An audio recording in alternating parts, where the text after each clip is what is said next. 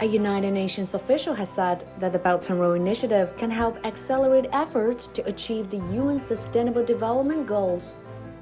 غادہ والے, Executive Director of the UN Office on Drugs and Crime, made the remarks in an interview with Shunhua in Vienna before flying to Beijing for the third Belt and Road Forum for International Cooperation. It is her first trip to China since she took the helm at UNODC in February 2020. My expectations are that there will be many opportunities to exchange best practices, to learn more about the Belt and Road Initiative, to also explain to the participants and the attendants the kind of work that we do under the UN Convention Against Corruption.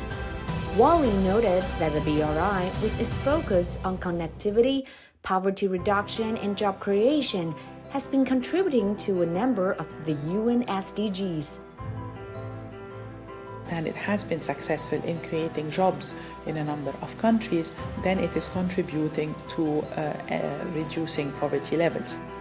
The World Bank has estimated that by 2030, BRI-related investment could lift 7.6 million people out of extreme poverty and 32 million out of moderate poverty.